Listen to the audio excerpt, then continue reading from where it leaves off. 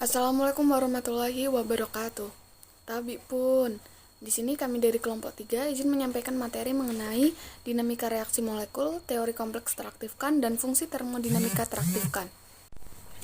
Dengan anggota kelompok 3 yaitu ada saya Emiliana Faza, NPM 20130230002, kemudian ada Adelia Putri 20130230014, ada Tuti Dawati 20130230012, ada Elizabeth Erlian NPM 201303042, dan ada Alvina Miranda dengan NPM 20130230016.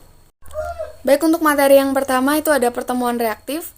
Ini berarti bahwa suatu molekul reaktan itu harus saling bertemu dan reaksi hanya terjadi jika reaktan itu mempunyai energi minimum tertentu. Nah, untuk teori tumbukan sendiri dari fase gas bimolekul, produk itu akan terbentuk jika mencapai energi minimum tersebut. Jika tumbukan itu tidak mencapai energi tersebut, maka molekul reaktan itu akan mudah terpisah atau akan terpisah kembali. Dalam larutan molekul, reaktan mungkin hanya terdifusi atau berdifusi bersama-sama dan kemudian mendapatkan energi yang diperlukan dari lingkungan terdekatnya saat molekul itu bersentuhan. Selanjutnya ada teori tumbukan. Untuk reaksi bimolekul sederhana itu sendiri yaitu A plus B menjadi P dengan V sama dengan K2 konsentrasi A dikali konsentrasi B. Dengan P itu menyatakan produk, dan tujuan dari ini adalah untuk menghitung konstanta laju orde kedua. Untuk perhitungan dasar, menurut teori tumbukan, kita dapat menuliskan perubahan jumlah molekul A persatuan volume persatuan waktu sebagai hasil kali rapatan tumbukan dengan peluang terjadinya tumbukan yang cukup berenergi. Dengan D NA per DT sama dengan min Z AB dikali F. F ini itu merupakan fraksi tumbukan yang terjadi dengan energi kinetik sepanjang garis pendekatan atom, melebihi suatu nilai ambang energi aktivasi. Fraksi ini dinyatakan dengan distribusi Boltzmann, yaitu F sama dengan E pangkat negatif EA per RT.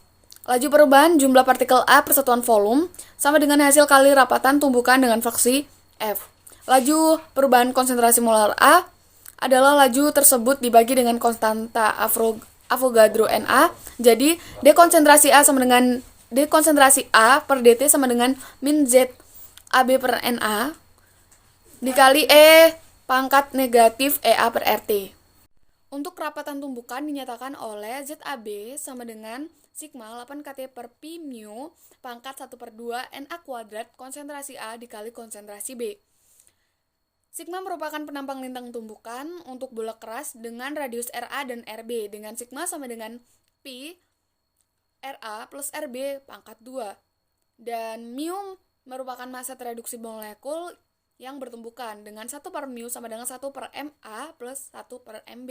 Oleh karena itu, D konsentrasi A per DT sama dengan sigma 8 kT per pi mu pangkat 1 per 2 NaE pangkat min EA per RT konsentrasi A dikali konsentrasi B.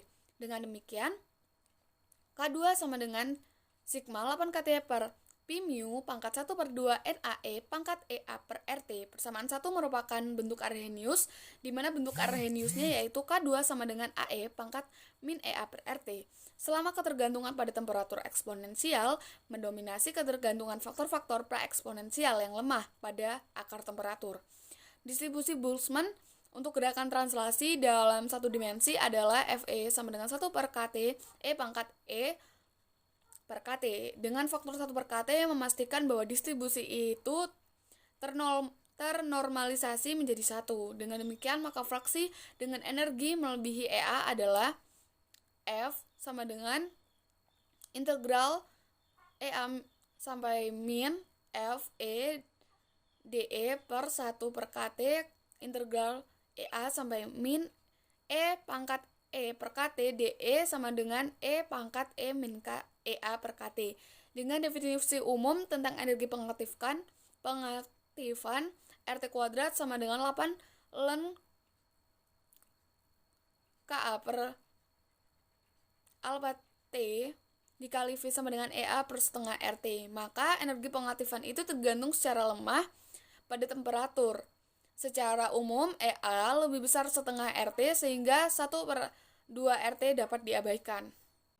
Dengan demikian, maka energi pengaktifan EA dapat disamakan dengan energi kinetik minimum sepanjang garis pendekatan yang diperlihatkan untuk reaksi dan faktor praeksponensial merupakan ukuran laju terjadinya tumbukan dalam gas. Kedua, ada perbandingan dengan eksperimen. Kita dapat lihat pada tabel 28.1 yaitu parameter Arrhenius untuk reaksi fase gas, di mana prosedur paling sederhana untuk tumbukan non-reaktif K2 adalah menggunakan nilai sigma yang diperoleh untuk tumbukan non-reaktif. Misalnya nilai yang diperoleh dari pengukuran viskositas atau dari tabel radius molekul. Nah, kita lihat pada tabel tersebut, nilai faktor praeksponensial A hasil hitungan dengan nilai yang diperoleh dari grafik Arrhenius antara ln K terhadap 1/T. Salah satu dari reaksi memperlihatkan cukup sesuai dengan teori dan eksperimen, tapi ada beberapa reaksi lainnya yang tidak cocok atau memiliki perubahan yang cukup besar atau memiliki perbedaan yang cukup besar. Dalam beberapa kasus, nilai eksperimen orde besaran itu lebih kecil daripada hasil hitungan, menunjukkan bahwa energi tumbukan bukan satu-satunya patokan untuk reaksi suatu segi lain seperti orientasi relatif spesies yang bertumbukan memegang peranan. Selain itu, untuk yang faktor praeksponensial itu lebih besar daripada teori, ini menunjukkan bahwa reaksi itu terjadi lebih cepat daripada tumbukan partikel. Baik, materi selanjutnya ada syarat ruang. Apabila terjadi ketidaksesuaian antara eksperimen dengan teori, dapat dinyatakan dengan menggantikan sigma dalam persamaan dengan menampang lintang reaktif, yaitu sigma bintang. Kadang-kadang lebih mudah menyatakan sigma bintang sebagai kelipatan dari sigma dengan memperkenalkan faktor ruang P dan menuliskan sigma bintang sama dengan pi sigma, maka konstanta laju menjadi K2 sama dengan sigma bintang 8 kT per pi mu pangkat 1/2 NaE pangkat min EA per RT sama dengan sigma P dikali 8 kT per pi mu pangkat 1/2 NaE pangkat min Na EA per RT. Biasanya P beberapa orde besaran lebih kecil dari 1. Persamaan-persamaan menunjukkan ketiga kontribusi pada konsentrasi laju dengan sangat jelas jika laju dituliskan sebagai K2 sama dengan konsentrasi A dikali konsentrasi B sama dengan P dikali ZAB dikali F. Faktor akhir F merupakan patokan energi, faktor kedua ZAB merupakan sifat transport yang mengatur frekuensi pertemuan partikul. Kemudian faktor pertama P berurusan dengan sifat lokal reaksi seperti tentang orientasi yang diperlukan untuk reaksi dan perincian tentang sejauh mana orientasi itu harus berdekatan. Contoh reaksi yang dapat diperkirakan faktor steriknya adalah K plus Br2 menghasilkan KBr plus Br. Selanjutnya adalah reaksi terkontrol oleh difusi. Jadi pertemuan antara reaktan dalam larutan ini terjadi dengan cara yang sangat berbeda dengan pertemuan reaktan di dalam gas, di mana partikel itu harus berdesak-desakan melalui pelarut sehingga frekuensi pertemuannya jauh lebih sedikit daripada di dalam gas. Nah, energi pengaktifan reaksi merupakan kuantitas yang jauh lebih rumit di dalam larutan daripada di dalam gas, karena pasangan yang bertemu itu dikelilingi oleh pelarut. Selanjutnya adalah penggolongan reaksi. Jadi andaikan bahan laju pembentukan pasangan yang bertemu AB ini merupakan orde kedua terhadap reaktan A dan B, atau A ditambah B menjadi AB, di mana V-nya KD sama dengan konsentrasi A dikali konsentrasi B. KD di sini dengan D-nya menyatakan difusi, ditentukan oleh sifat difusi A dan B. Pasangan yang bertemu ini dapat berpisah tanpa bereaksi atau dapat meneruskan membentuk produk P. Jika diandaikan ini merupakan orde reaksi pertama, di mana mungkin pelarut memegang peranan, maka dapat dituliskan AB menjadi A plus B, di mana V-nya K aksen D konsentrasi AB, atau AB sama dengan P, atau AB menjadi P, di mana V-nya sama dengan Ka konsentrasi AB. Maka sekarang kita dapat mencari konsentrasi keadaan tunak AB dari persamaan untuk laju perubahan yaitu konsentrasi AB, yaitu D konsentrasi AB per DT sama dengan KD konsentrasi A konsentrasi B min K aksen D konsentrasi AB dikurang K aksen A dikali konsentrasi AB sama dengan 0, yang penyelesaiannya adalah konsentrasi AB sama dengan KD dikali konsentrasi A dikali konsentrasi B dibagi KA ditambah K aksen D. Nah, oleh karena itu, hukum laju keseluruhan untuk pembentukan produk seperti dapat dilihat pada slide, yaitu K2 sama dengan KA ditambah KD dibagi KA ditambah K aksen D yang merupakan persamaan 3A. Nah, sekarang dua limit itu dapat dibedakan. Jika laju pemisahan pasangan bertemu yang tak bereaksi jauh lebih lambat daripada laju pembentukan produk, maka K aksen D itu lebih kecil daripada KA dan koefisien laju efektifnya adalah K2 sama dengan KA dikali KD dibagi KA sama dengan KD, di mana merupakan persamaan 3B. Nah, dalam limit terkontrol oleh difusi, laju reaksi ini ditentukan oleh laju difusi partikel reaktan melalui medium. Kita akan melihat tanda bahwa sebuah reaksi terkontrol oleh difusi ini dengan konstanta lajunya dalam orde 10 pangkat 9 dikali M pangkat 1 dikali S pangkat 1 atau lebih besar. Nah, karena penggabungan radikal berkaitan dengan energi pengaktifan yang sangat kecil, maka reaksi penggabungan ulang radikal dan atom seringkali terkontrol oleh difusi. Reaksi terkontrol oleh pengaktifan timbul jika reaksi pengaktifan yang cukup besar berkaitan dengan reaksi AB, maka Ka lebih kecil dari K aksen D, dan K2-nya menjadi Ka dikali KD dibagi K aksen D sama dengan Ka dikali K. Berikut ini merupakan tabel 28.2, yaitu tabel parameter Arrhenius untuk reaksi dalam larutan. Nah, di sini dengan K merupakan konstanta kesetimbangan untuk A ditambah B reaksi kesetimbangan AB. Nah, dalam limit ini laju reaksinya bergantung pada pengumpulan energi dalam pasangan yang bertemu dari pelarut sekelilingnya. Yang selanjutnya adalah difusi dan reaksi. Dapat kita perhatikan pada bola imajiner dengan radius R yang mengelilingi A, seperti yang ditunjukkan pada gambar 28.1 yang tertera pada slide. Jadi flux J atau molar dari B yang melalui permukaan adalah kuantitas, di mana kuantitasnya dalam jumlah mol, molekul B yang lewat persatuan luas persatuan waktu. Jadi, aliran totalnya yaitu kuantitas molekul B persatuan waktu yang melewati seluruh permukaan dengan luas 4πr² adalah J sama dengan 4πr² dikali C. Flux ini sebanding dengan gradien konsentrasi J sama dengan dB dikali D konsentrasi B dibagi dR. Konsentrasi B ini merupakan konsentrasi molar molekul B dan dB merupakan konstanta difusinya dalam medium itu. Maka J sama dengan 4πr² dikali J sama dengan 4πr² dikali dB dikali D konsentrasi B dibagi dR. Dalam keadaan tunak, J ini merupakan konstanta yang tidak bergantung pada R. Dengan demikian, diperoleh persamaan seperti pada slide yang terevaluasi menjadi konsentrasi B dikali R itu sama dengan konsentrasi B dikurang J dibagi 4π dB dikali R. Selanjutnya adalah persamaan kesetimbangan material. Jadi, difusi reaktan ini memegang peranan penting dalam banyak proses kimia, seperti contohnya difusi molekul O2 ke dalam butir sel darah merah dan difusi gas menuju katalis. Kita dapat melihat jenis perhitungan yang bersangkutan dengan membahas difusi yang digeneralisasikan, tetapi kemudian persamaan itu digeneralisasikan lebih lanjut untuk memungkinkan bahwa molekul yang berdifusi dan berkonvensi ini juga bereaksi. Selanjutnya adalah perumusan persamaannya. Jadi selama suatu selang waktu yang kecil atau delta T, perubahan total molekul suatu zat J adalah perubahan neto jumlah J dalam unsur volume sama dengan jumlah yang masuk dikurang jumlah yang keluar ditambah jumlah yang terbentuk oleh reaksi dikurang jumlah yang terkonsumsi oleh reaksi.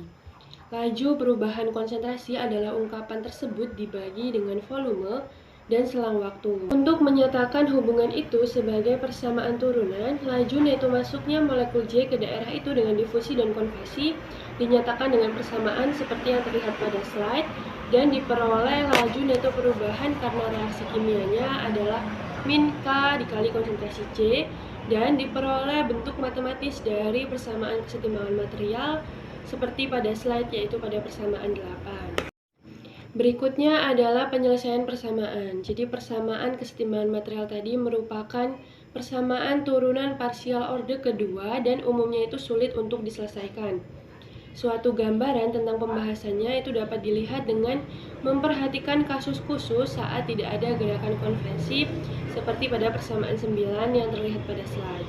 Nah, jika tidak ada reaksi dalam persamaan ini, K-nya adalah 0, penyelesaiannya adalah konsentrasi J. Maka kita mungkin menunjukkan bahwa jika tidak ada reaksi atau K-nya itu tidak sama dengan 0, penyelesaiannya adalah seperti pada persamaan 10. Kemudian, ketika kita sudah menjumpai satu penyelesaian persamaan difusi jika tidak ada reaksi dan penyelesaian untuk sistem ketika pada awalnya lapisan molekul Na tersebar di atas bidang dengan luas permukaan A, maka diperoleh persamaan seperti berikut. Selanjutnya, teori kompleks teraktifkan. Konstanta laju dengan menggunakan konsep termodinamika statistik yang dikembangkan merupakan pendekatan yang disebut teori kompleks teraktifkan atau ACT. Mempunyai keuntungan yaitu kuantitas yang bersangkutan dengan faktor ruang muncul secara otomatis, sehingga P tidak perlu ditambahkan pada persamaan secara ad hoc. Teori kompleks teraktifkan merupakan suatu usaha untuk menunjukkan hal utama yang menentukan ukuran konstanta laju berkenaan dengan model kejadian yang berlangsung selama reaksi. A. Koordinat reaksi dan keadaan transisi.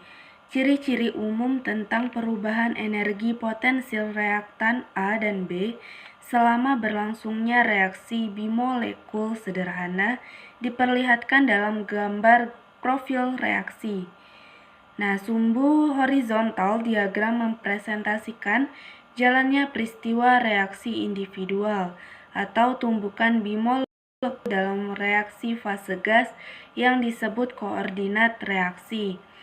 Pada gambar profil reaksi tersebut, pada awalnya hanya terdapat reaktan A dan B. Saat peristiwa reaksi dimulai, A dan B bersentuhan, terdistorsi, dan mulai menukarkan atau membuang atom. Energi potensial naik sampai suatu maksimum, dan kumpulan atom yang sesuai dengan daerah di dekat maksimum itu disebut kompleks teraktifkan. Kemudian energi potensial turun saat atom-atom itu mulai tersusun ulang dalam kumpulannya dan mencapai nilai yang merupakan sifat khas produk. Klimaks reaksi adalah puncak energi potensialnya. Di sini kedua molekul reaktan mencapai suatu derajat kedekatan dan distorsi demikian rupa, sehingga sedikit distorsi lebih lanjut akan membawa molekul itu ke arah produk. Konfigurasi kritis ini disebut keadaan transisi reaksi. Walaupun beberapa molekulnya yang memasuki daerah transisi dapat kembali menjadi reaktan, tetapi jika molekul itu melewati konfigurasi ini, maka tak dapat dihindarkan bahwa dari pertemuan itu akan dihasilkan produk. B. Persamaan Eyring. Teori kompleks teraktifkan menggambarkan antara reaksi A dan B berlangsung melalui pembentukan kompleks teraktifkan C yang terpecah dengan pengurangan unimolekul menjadi produk P dengan konstanta laju K, seperti persamaan pada tampilan berikut. Lalu konsentrasi kompleks teraktifkan mungkin sebanding dengan konsentrasi reaktan, dan nanti kita akan menunjukkan secara eksplisit bahwa persamaannya seperti berikut. Kemudian dengan K merupakan tetapan kesebandingan atau dengan dimensi 1 per konsentrasi. Dengan demikian maka persamaannya V sama dengan K2 konsentrasi A konsentrasi B, K2 sama dengan K pangkat 2 K pangkat. Kemudian yang pertama ada Laju pengurangan kompleks teraktifkan. Patokan agar kompleks teraktifkan berubah menjadi produk adalah yaitu kompleks itu melewati keadaan transisi. Jika gerakan seperti vibrasinya sepanjang koordinat reaksi terjadi dengan frekuensi V, maka reaksi kumpulan atom membentuk kompleks yang mendekati keadaan transisi, juga V. Walaupun demikian, mungkin saja tidak setiap osilasi sepanjang koordinat reaksi membawa kompleks itu melewati keadaan transisi. Oleh karena itu, kita mengandaikan bahwa laju perjalanan kompleks melewati keadaan transisi sebanding dengan frekuensi vibrasi sepanjang koordinat reaksi, sehingga persamaannya seperti K pangkat sama dengan KV, dengan K merupakan koefisien transisi dalam banyak kasus, K sama dengan 1. Lalu 2. Konsentrasi kompleks teraktifkan. Prosedur sederhana untuk memperkirakan konsentrasi kompleks teraktifkan adalah dengan mengasumsikan terdapatnya prakeseimbangan antara reaktan dan kompleks, sehingga persamaan yang pertama yaitu yang seperti berikut. Lalu kita dapat menyatakan tekanan parsial Pj dalam konsentrasi dengan menggunakan Pj sama dengan RT J yang menghasilkan persamaan 2 dan 3 tersebut. Kemudian kita dapat menggunakan persamaan berikut secara langsung yang dalam hal ini menghasilkan persamaan yang ketiga. Kemudian dengan delta E0 merupakan pemisahan energi molar antara tingkat titik 0 C dengan A plus B, sehingga menghasilkan persamaan delta E0 sama dengan E0 C pangkat dikurang E0 A dikurang E0 B. Dalam tahap akhir bagian perhitungan ini, kita memusatkan perhatian pada fungsi partisi kompleks teraktifkan. Kita sudah mengasumsikan bahwa vibrasi C menyebabkan kompleks itu melewati keadaan transisi. Fungsi partisi vibrasi ini adalah Q sama dengan 1/1 kurang E pangkat min HV per KT, dengan V merupakan frekuensinya. Frekuensi ini jauh lebih rendah daripada frekuensi vibrasi molekul biasa, karena osilasi ini bersangkutan dengan terpecahnya kompleks. Oleh karena itu, karena HV per KT lebih kecil daripada 1, maka eksponensial itu dapat dijabarkan dan fungsi partisipasinya disederhanakan menjadi persamaan berikut. Kemudian kita dapat menuliskan persamaannya QC sama dengan KT per HV dikali dengan QC. Dengan Q menyatakan fungsi partisi untuk semua cara vibrasi lain dalam kompleks itu. Maka koefisien K adalah persamaan K pangkat sama dengan R. Lalu ketiga, konstanta laju. Fungsi praktisi untuk reaktan biasanya dapat dihitung secara langsung dengan menggunakan informasi spektroskopik tentang tingkat energinya atau dengan ungkapan pendekatan. Kesukaran pada persamaan Eyring terletak dalam perhitungan fungsi partisi kompleks teraktifkan, karena biasanya C tidak dapat ditentukan secara spektroskopik. Biasanya kita terpaksa membuat asumsi mengenai ukuran, bentuk, dan strukturnya. Kita akan menggambarkan hal-hal yang berkaitan dengannya pada 2 kasus sederhana. Kemudian yang keempat, tumbukan partikel tak berstruktur. Sebagai contoh pertama, perhatikan 2 partikel fase gas tak berstruktur A dan B yang bertumbukan menghasilkan kompleks teraktifkan yang mempunyai molekul diatom. Karena reaktan itu merupakan atom tak berstruktur, maka satu-satunya kontribusi pada fungsi partisinya adalah keadaan translasi. Dengan persamaan seperti berikut. Kemudian kompleks teraktifkan merupakan kumpulan diatom dengan massa Mc sama dengan Ma plus Mb dengan momen inersia I. Kompleks ini merupakan satu cara vibrasi, tetapi vibrasi itu sesuai dengan gerakan sepanjang koordinat reaksi, sehingga tidak muncul dengan kice. Dengan demikian, fungsi partisip molar kompleks teraktifan itu yaitu dengan persamaan yang kedua yang ditampilkan, karena momen inersia molekul di atom dengan panjang ikatan R adalah UR pangkat 2 dengan M merupakan massa teredukasi, maka setelah suatu perhitungan aljabar, kita memperoleh persamaan seperti berikut. Akhirnya, dengan menyatakan penampang lintang reaktif 0 derajat sebagai 0 pangkat sama dengan K pi R pangkat 2. Baik, materi selanjutnya adalah efek isotop kinetik. Sebagai contoh, perhatikanlah efek deuterasi pada reaksi yang tahap penentu lainnya adalah pemutusan ikatan C dan H. Koordinat reaksi sesuai dengan uluran ikatan CH dan profil energi potensialnya diperlihatkan pada gambar berikut.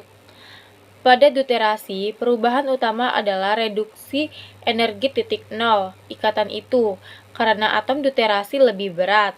Akan tetapi, profil reaksi keseluruhan tidak diturunkan, karena vibrasi yang berhubungan dengan kompleks tereaktifkan itu mempunyai konstanta gaya yang sangat rendah. Dengan demikian, hanya terdapat sedikit energi titik nol dengan kompleks itu, baik dalam bentuk proton maupun deuterium. Kita mengasumsikan bahwa deuterasi ini hanya mempengaruhi koordinat reaksi, sehingga fungsi partisi translasi itu diubah oleh deuterasi. Akan tetapi, massa sisa molekul itu biasanya sangat besar, sehingga perubahan itu tidak berarti. Nilai delta E0 itu berubah karena perubahan energi 0, dan sehingga mendapatkan rumus sebagai berikut.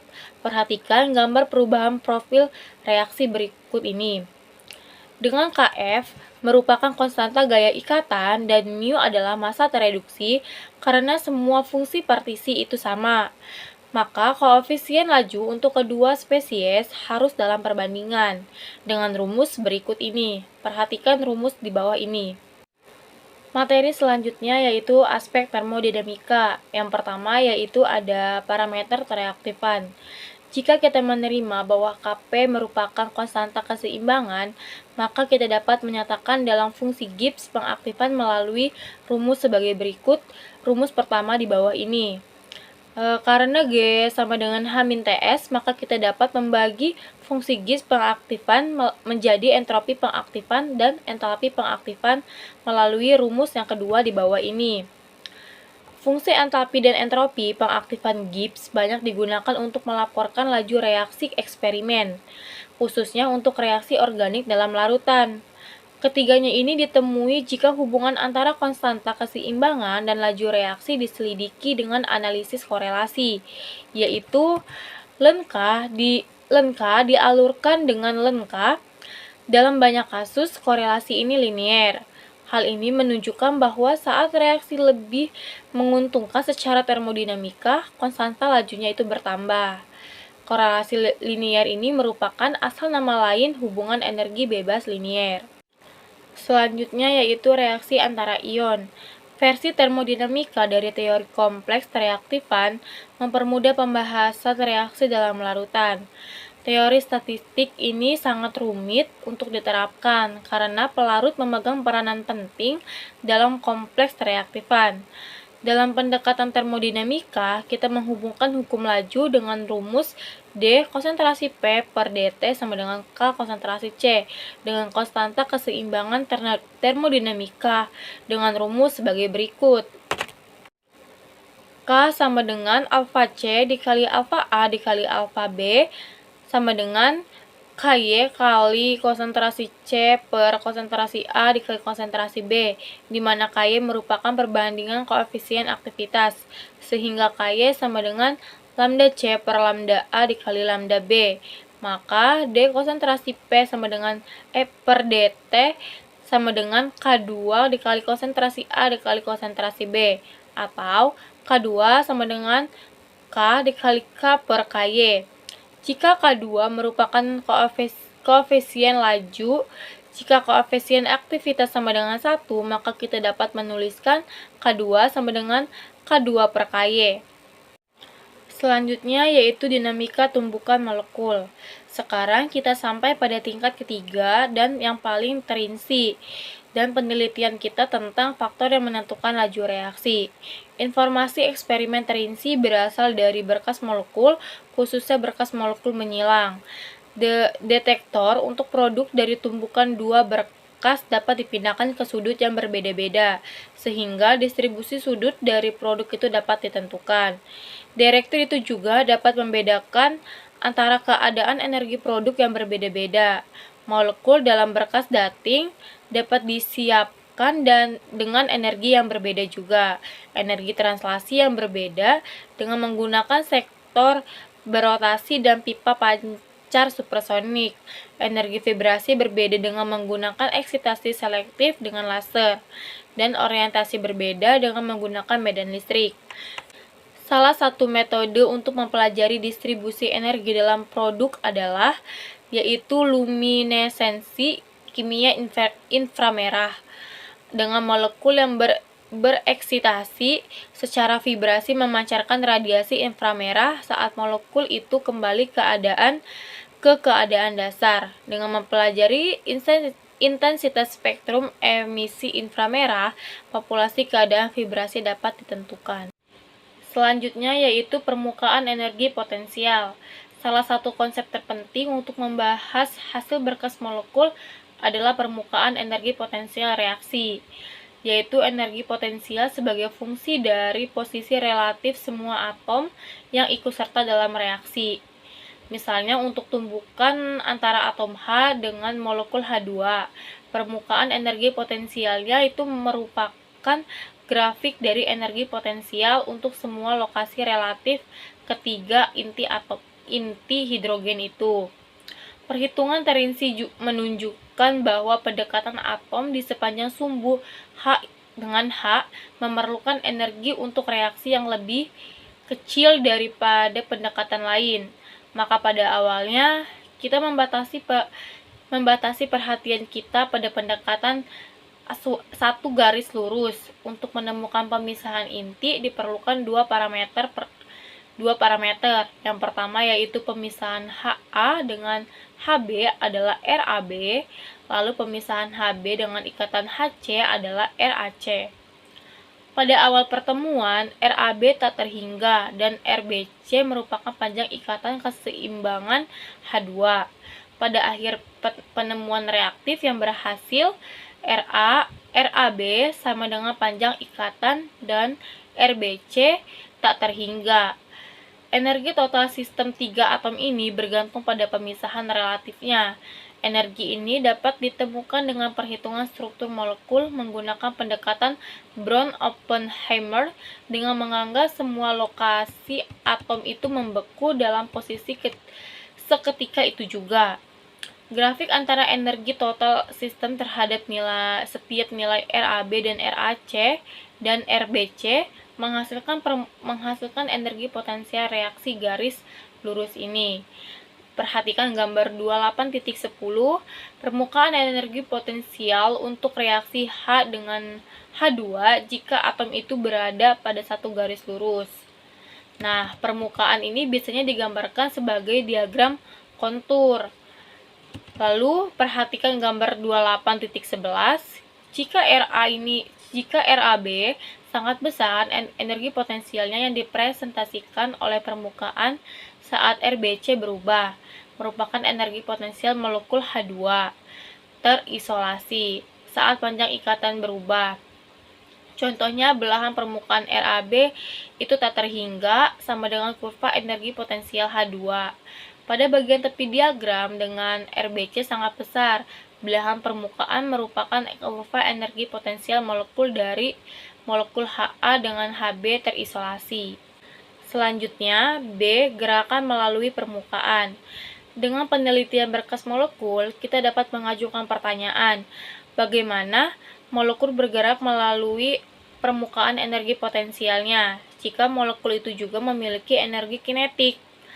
Agar berhasil berjalan sepanjang C, molekul datang dengan memiliki cukup energi kinetik, supaya dapat mendaki hingga titik saddle. Oleh karena itu, bentuk permukaan dapat diselidiki secara eksperimen dengan mengubah kecepatan pendekatan relatifnya, atau dengan memilih velositas berkas, dan menentukan energi kinetik yang terjadinya reaksi. Jika tumbukan terjadi dengan energi kinetik tinggi, maka titik saddle tidak dapat terlampaui dan dapat terambil jalan yang menghasilkan molekul produk yang bereksitasi vibrasi. Dengan mengamati derajat eksitasi produk, bentuk permukaan energi potensial yang terinci dan dapat diselidiki. Lalu C. Hubungan antara permukaan dan konstanta laju. Bagaimana hubungan antara informasi dari penelitian berkas molekul dengan nilai konstanta laju reaksi? Ini merupakan bagian yang terumit dari analisis ini, karena dalam reaksi sebenarnya molekul tumbukan dengan banyak energi yang berbeda dan dalam banyak keadaan rotasi dan vibrasi yang berbeda pula. Setiap tumbukan individual dapat dibayangkan sebagai sebuah lintasan pada permukaan energi potensial. Perhatikan gambar berikut ini. Beberapa lintasan ini akan berhasil, yaitu C1 dan C2, dan yang lain tidak, yaitu C3 dan C4. Mengapa? Karena disebabkan tidak cukupnya energi atau karena energi itu didistribusikan secara tidak tepat. Laju reaksi merupakan rata-rata atas semua lintasan ini, sehingga perhitungan konstanta laju memerlukan perhitungan banyak lintasan dan kemudian dirata-ratakan dengan suatu cara. Salah satu teknik untuk merata-ratakan keadaan sistem yang konsisten dengan distribusi populasi Boltzmann adalah metode Monte Carlo. Selanjutnya yaitu beberapa hasil dari eksperimen dan perhitungan arah penyerangan dan pemisahan. Pada slide terdapat dua contoh gambar, yaitu gambar yang pertama menunjukkan hasil perhitungan energi potensial saat atom H mendekati molekul Hi dari berbagai sudut, dan dalam setiap kasus ikatan H2 ini dibiarkan berelaksi sampai panjang optimumnya. Kemudian halangan energi potensial paling kecil untuk penyerangan garis lurus. Kemudian pada gambar yang kedua ini sebagai perbandingan yang menunjukkan perubahan energi potensial yang terjadi saat atom Cl mendekati molekul H2. Rintangan terendah terjadi pada pendekatan dari dalam kerucut dengan setengah sudut 30 yang mengelilingi atom H. Selanjutnya yaitu permukaan menarik dan menolak. Contohnya, jika dua molekul Hi dilemparkan bersama-sama dengan energi lebih dari 2 kali energi pengaktifan reaksi, tidak terjadi reaksi jika seluruh energi itu adalah energi translasi. Pada slide terdapat dua contoh gambar. Gambar yang pertama menunjukkan permukaan menarik dengan titik saddle terjadi di bagian awal koordinat reaksi, sedangkan pada gambar yang kedua merupakan permukaan menolak dengan titik saddle terjadi secara lambat. Permukaan yang menarik dalam satu arah bersifat menolak dalam arah sebaliknya. Pada reaksi dengan permukaan energi potensial menarik berjalan lebih efisien jika energinya berada dalam gerakan translasi relatif, sedangkan reaksi dengan permukaan potensial menolak diharapkan berjalan lebih efisien jika kelebihan energinya terdapat sebagai vibrasi. Selanjutnya yaitu lintasan klasik. Pada slide terdapat dua gambar. Gambar yang pertama menunjukkan hasil perhitungan tentang posisi ketiga atom dalam reaksi H ditambah H2 menjadi H ditambah H2 ditambah H. Dengan koordinat horizontal merupakan waktu dan koordinat vertikal adalah pemisahan. Pada gambar ini, vibrasi molekul asal dan pendekatan atom yang menyerang reaksi itu sendiri, yaitu pertukaran pasangan, berlangsung sangat cepat dan merupakan contoh proses secara langsung. Sedangkan pada gambar yang kedua, memperlihatkan contoh proses secara kompleks dengan kompleks teraktifan bertahan untuk periode yang agak panjang. Reaksi dalam penggambaran ini adalah reaksi pertukaran. Selanjutnya yaitu informasi lanjutan energi dan entropi pengaktifan. Terdapat persamaan K2 sama dengan E kali BE pangkat min delta E dibagi dengan R kali T. Untuk reaksi bimolekul gas dan ungkapan serupa tetapi tanpa faktor untuk reaksi dalam larutan dan untuk reaksi unimolekul. Kemudian terdapat persamaan EA pada slide. Dan tahap akhirnya berasal dari versi persamaan Gibbs-Helmholtz volume konstan yaitu D dikali dengan delta A dibagi T dibagi D dikali T sama dengan min delta U dibagi T kuadrat. Dalam persamaan A1 untuk reaksi gas bimolekul yaitu EA sama dengan delta H ditambah 2 kali RT. Untuk reaksi dalam larutan yaitu EA sama dengan delta H ditambah R kali T. Cukup sekian presentasi yang dapat kami sampaikan, kurang lebihnya kami mohon maaf dan kami akhiri. Wassalamualaikum warahmatullahi wabarakatuh. Tabi pun.